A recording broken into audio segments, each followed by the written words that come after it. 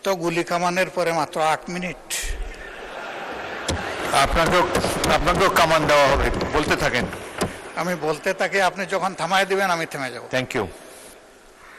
ধন্যবাদ মাননীয় স্পিকার। নোটিশটি উত্থাপন করেছিলাম জনস্বার্থে। বক্তব্য সবাই যখন দেয় জনস্বার্থেই দেয়। আমরা বিরোধী দলের পক্ষ থেকে পর্যন্ত 4 জন কথা বলেছেন, বা 5 জন আমি এখন বলছি। আমার মূল বক্তব্যে যাওয়ার আগে মাননীয় সংসদ সদস্য এবং স্বরাষ্ট্রমন্ত্রী খুব চমৎকার কিছু কথা বলেছেন, এগুলো একটু স্মরণ করতে চাই আমি। উনি বলেছেন যে shareholder is shareholder. সে কিভাবে শেয়ার হোল্ডার হয়েছে এটা পরে দেখা যাবে। এটা পরে কেন? এটা তো আগেই এক্সপোজ হয়ে গেছে। সারা দুনিয়া জানে, উনি জানেন না। উনার মতো একজন বিজ্ঞ মানুষ, আমি এটা বিশ্বাস করি না। এই ব্যাংক থেকে উনি একা নিয়েছেন তার নিজের নামেই 82,000 কোটি টাকা, আর তার সমুদয় শেয়ার যেগুলা তিনি কিনেছেন 82% মালিক হয়ে গিয়েছেন, এগুলার মূল্য হচ্ছে মাত্র 12,000 কোটি টাকা। অর্থাৎ তিনি কই তেল দিয়ে শুধু কই বাজেন নাই, কইও বাচ্ছেন, শোল মাছও বাচ্ছেন, এবং সবগুলা ব্যাংক থেকে ডাকাতি করা টাকা। সেই শেয়ারগুলা কিভাবে হস্তান্তর হয়েছে তিনি একটা প্রতিষ্ঠানের নাম এখানে বলেছেন, সবগুলা বলে দিলে ভালো হইতো। এই ধরনের সকল শেয়ার হোল্ডারের উপরে বিশেষ একটা এজেন্সির মাধ্যমে প্রচন্ড চাপ ক্রিয়েট করে তাদেরকে বাধ্য করা হয়েছে তাদের শেয়ার হস্তান্তর করতে। এরা তো হস্তান্তরের জন্য এই শেয়ারগুলা কিনে, তারা যুগ যুগ ধরে এই ব্যাংকের সাথে ছিল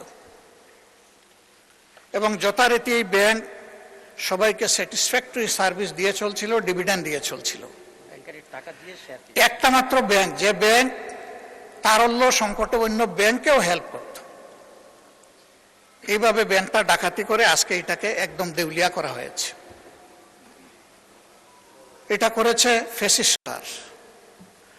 উনি কর্মচারীদের নিয়োগের ব্যাপারে কথা বলেছেন। 10,000 কর্মচারীকে নিয়োগ দেওয়া হয়েছে, সামান্য কোনো নিয়ম নীতি মানা হয়নি, পত্রিকায় একটা বিজ্ঞপ্তি দেওয়া হয়নি। এই ব্যাংকের সমস্ত অতীত ট্রেডিশন ব্যাক করে কোনো পরীক্ষা ছাড়াই তাদেরকে নিয়োগ দেওয়া হয়েছে। একটা কাগজে কেউ না কেউ সই করে দিয়েছে, এইটাই তার নিয়োগ লেটার। মাননীয় বিরোধী দলের নেতা, আপনি ভালোই বলছেন, কিছুটা অস্পষ্টতা আমার কাছে মনে হয় যে তিনি বলতে কাকে আপনি মিন করছেন, আর যেই আমলে এভাবে নিয়োগে বৈষম্য করা হয়েছে, অবৈধভাবে নিয়োগ দেওয়া হয়েছে, সেটা কি ফ্যাসিস্ট আমলে নাকি ইন্টারিম সরকারের আমলে? এটা ক্লিয়ার করে বললে সবাই উপকৃত হবে। জি জি, এটা ফ্যাসিস্ট আমলে, কিন্তু সালাউদ্দিন সাহেব একটা অংশ এনেছেন আর একটা অংশ আনেন নাই। সরকার পরিবর্তন হওয়ার পরে 5 আগস্টের পরে আমরা যতটুকু জানতে পেরেছি যে তাদের সকলকে আবার পরীক্ষায় আসার জন্য ইনভাইট করা হয়েছিল, যে আসেন, বিনা পরীক্ষায় আপনারা চাকরি নিয়েছেন, মিনিমাম নিয়মটা মানে এখন আপনারা চাকরিতে ফিরে আসেন। তারা কেউ আসেনি। কেন তারা আসলো না? এরপরে এই ব্যাংকটা 1983 সালের নভেম্বরে 3টা শাখা দিয়ে বাংলাদেশে তার কার্যক্রম শুরু করে। ঢাকার লোকাল ব্রাঞ্চ মতিঝিলে, আগ্রাবাদ, চিটাগাং, সিলেট, তালতলা। পর্যায়ক্রমে তাদের সততা, দক্ষতা, আমানতদারি এবং গ্রাহকদের প্রতি তাদের সেবার মান, এগুলার কারণে অনন্য উচ্চতায় ব্যাংকটা চলে যায়। তিনি যে সমস্ত অভিযোগ আনলেন, যে কোনো একটা দলের দিকে ইঙ্গিত করে, একেবারে নাম বলে দিলেই পারতেন জামাত ইসলামী। তিনি বলছেন যে মাঝে মাঝে নেকাব খুলা ভালো, এটাও খুলে দিতেন। এখানে নেকাব রাখলেন কেন উনি? যে এখান থেকে 700 টাকার একটা কি জানি 700 কোটি টাকার লোন কে নিয়েছে, এটা কোনো একটা দলের নির্বাচনী ফান্ডে ফান্ডিং করা হয়েছে। আমি এটা পরিষ্কার জানতে চাই, উনি জামাতকে এটার দ্বারা মিন করেছেন কিনা। যদি উনি মিন করে থাকেন, I am taking absolute challenge.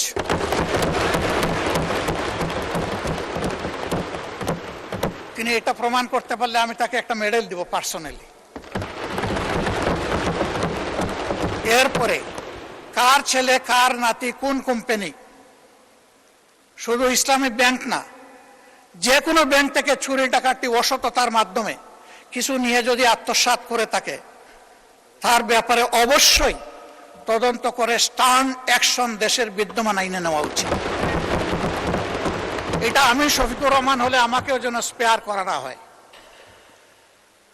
মাননীয় স্পিকার, এই ব্যাংকটিতে ক্ষুদ্র একজন ব্যবসায়ী হিসাবে আমার বসার সুযোগ হয়েছিল 2005 থেকে 2011 সাল, 6 বছর। ব্যাংকের বোর্ডে বসতাম, শিখতাম, জানতাম, বাংলাদেশের অর্থনীতিকে বোঝার চেষ্টা করতাম। সেই সময়টা এই ব্যাংক এককভাবে বৈদেশিক রিমিটেন্সের 32% পর্যন্ত আর্ন করত। তার ডিপোজিট, তার তারল্য, তার ইনভেস্টমেন্ট, সকল টার্নওভারে ইম্প্যারালাল একটা ব্যাংক ছিল। সবগুলা সরকারি ব্যাংক মিলেও তার সমতুল্য ছিল না।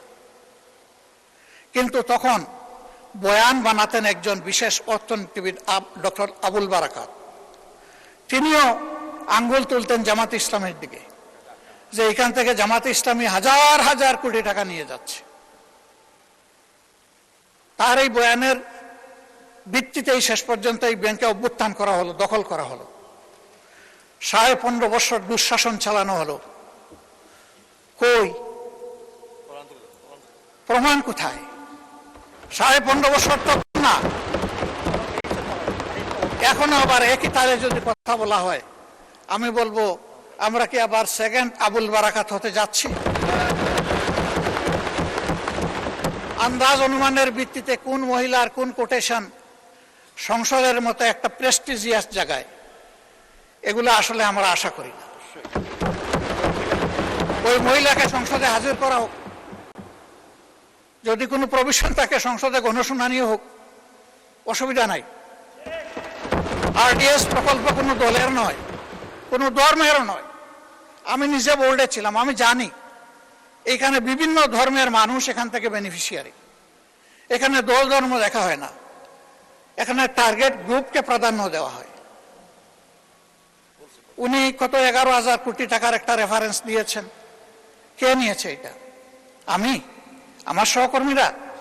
যদি এরকম হয়, দলের ফান্ডে যদি 1 টাকাও আসে, আমি বলবো সার্চ লাইট দিয়ে এটা তালাশ করে আমাদের বিরুদ্ধে যেন অভিযোগ। মাননীয় বিরোধী দলের নেতা, আপনাকে ওনাদেরকে 15 মিনিট বলেছে, আপনাকে 7 দিয়েছি, আরো 8 মিনিট বলেন আপনি। মাননীয় স্পিকার, আপনাকে ধন্যবাদ।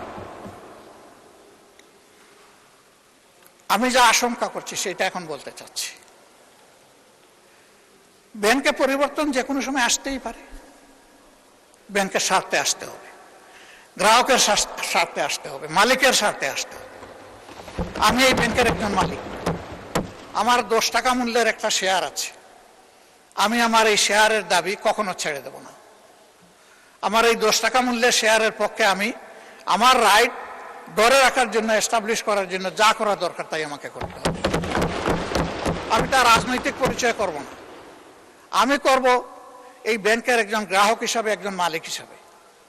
এইভাবে রাজনৈতিক পরিচয় থাকা কোনো দোষের বিষয় নয়।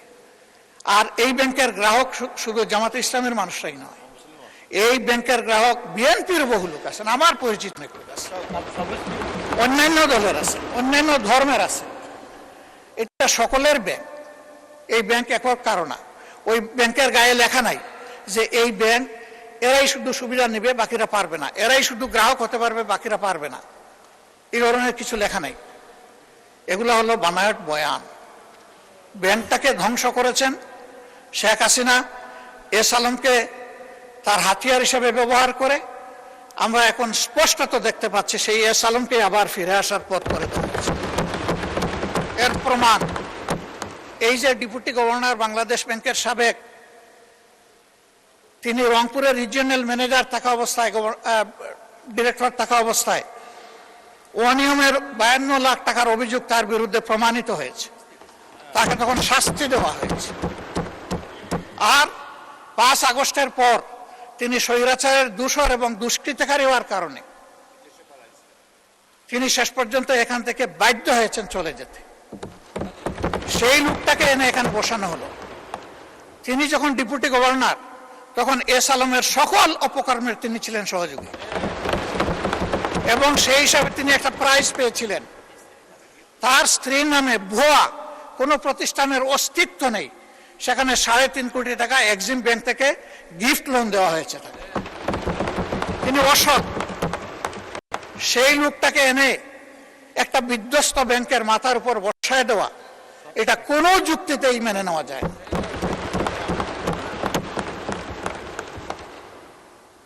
সরকার অবশ্যই সবকিছু চালাবেন, ক্রেডিট হলেও সরকারের, ডিসক্রেডিট হলেও সরকারের, কিন্তু জনগণের পারসেপশনটা কি এই ব্যাংক নিয়ে, এটা অবশ্যই সরকারকে বিবেচনায় নিতে হবে আমি মনে করি। সরকার বিবেচনায় নিলে দেশ লাভবান হবে, জাতি লাভবান হবে। ইসলামী ব্যাংক কোনো কারণে যদি আরো ক্ষতিগ্রস্ত হয়, আমি ব্যক্তিগতভাবে মনে করি বাংলাদেশের অর্থনীতি মাটির সাথে বসে যাবে। আস্থার এটি একটা পিরামিড।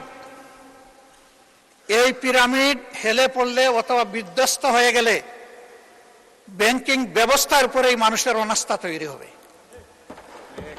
এবং এই অনাস্থা বাংলাদেশের জন্য কোনো ভালো বার্তা বয়ে আনবে না। যারা রিমিটার, তাদের কষ্টে অর্জিত টাকা বাংলাদেশে পাঠায় পরিবারের জন্য, দেশবাসীর জন্য, তাদের মধ্যে এখন অস্থিরতা তৈরি হয়েছে।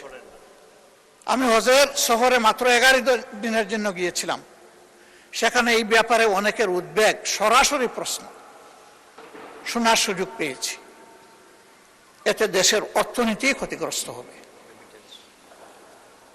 রেমিটেন্স প্রবাহ যদি বাধাগ্রস্ত হয়, আমাদের মাত্র 2টা সোর্স, একটা রেমিটেন্স, আরেকটা হচ্ছে আরএমজি। আরএমজিও এখন বিভিন্ন চ্যালেঞ্জের ভিতর দিয়ে অতিক্রম করছে। রেমিটেন্সও যদি বিপদে পড়ে যায়, তাহলে আমাদের দেশের অর্থনীতিটা গিয়ে কোথায় দাঁড়াবে মাননীয় স্পিকার? এই সবগুলোই তো আমরা বিপদে পড়ে যাব। এই জন্য আমরা অনুরোধ করব, জোর জবরদস্তি করে যাদের কাছ থেকে এই শেয়ারগুলা ডাকাতি করে নিয়ে যাওয়া হয়েছিল, অনতি বিলম্বে সসম্মানে সেই মূল্যেই তাদের কাছে আবার শেয়ারগুলা ফিরিয়ে দেওয়া। এরপরে সরকার সকল নিয়ম কানুন মেনে বোর্ড গঠন করবে, পরিচালনা করবে, আমাদের পূর্ণ সমর্থন থাকবে। এই ব্যাপারে আমাদের কোনো আপত্তি থাকবে না। সন্তান তার মায়ের কুলেই তো নিরাপদ। ওরা তো সৎমা হয়ে এসেছিল, ওদের কোনো দরদ ছিল না, ওরা ডাকাতি করেছে। এখন আবার যদি অসৎ লোকদেরকে দিয়ে এই ব্যাংক পরিচালনা করা হয়, যা আছে তাও শেষ হয়ে যাবে, উধাও হয়ে যাবে। আমাদের উদ্বেগটা এই জায়গায়। তখন যখন এই সমস্যা দেখা দিয়েছিল, মাত্র 4 দিনে ওখানে 70,000 কোটি টাকা ব্যাংক থেকে মানুষ উত্তোলন করে ফেলেছিল। আমরা একটু অনুরোধ জানিয়েছিলাম একজন গ্রাহক হিসাবে, ছোট্ট একজন মালিক হিসাবে, একটু ধৈর্য ধরুন, ব্যাংকটাকে বাঁচতে দিন। থেমে গিয়েছিল। এখন কি বলবো মানুষকে? এখন তো বলার কিছুই খুঁজে পাচ্ছি না। এই জন্য আপনার মাধ্যমে আমি মাননীয় প্রধানমন্ত্রীকে বিশেষভাবে অনুরোধ করব, বিষয়টা নিয়ে তিনি যেন সিরিয়াসলি ভাবেন। কোনো পূর্ব ধারণা থেকে নয়, বাস্তবতার ভিত্তিতে এই ব্যাংকটাকে বাঁচাতে হবে। আমরা বিশ্বাস করি এই ব্যাংক বাঁচলে, তার আগের জায়গায় ফিরে আসলে, ব্যাংকিং ব্যবস্থাপনার উপরে মানুষের আস্থা আবার ফিরে আসবে। অর্থনীতির 2 চাকার 1 চাকা ব্যাংক আর 1 চাকা স্টক মার্কেট। ব্যাংকে আস্থা ফিরে আসলে অবভিয়াসলি হাত ধরে স্টক মার্কেটও আস্থা ফিরে আসবে। আমরা আমাদের দেশটাকে সামনে একদিকে যাচ্ছে, এটাই দেখতে চাই। আর লেম এক্সকিউজ এবং ব্লেমের যে বিষয়গুলো এখানে চলে আসে, এটা থেকে আল্লাহর কাছে আশ্রয় চাই। অলরেডি 5টা ব্যাংকের গ্রাহকরা রাস্তায় রাস্তায় ভিক্ষুকের মতো ঘুরছে। তারা তাদের বিনিয়োগের কোনো রেজাল্ট পাচ্ছে না, তারা তাদের আমানত ফেরত পাচ্ছে না। আবার যদি সর্ববৃহৎ ব্যাংকের একই বিপর্যয় ঘটে, তাহলে আমরা গিয়ে কোথায় দাঁড়াবো? মাননীয় স্পিকার, আজান হয়ে গেছে, আমার কথা আমি এখানেই শেষ করলাম। আমি আপনার মাধ্যমে একটা প্রতিকার চাই, ব্যাংকটা বাঁচুক, আমরা এটাই চাই।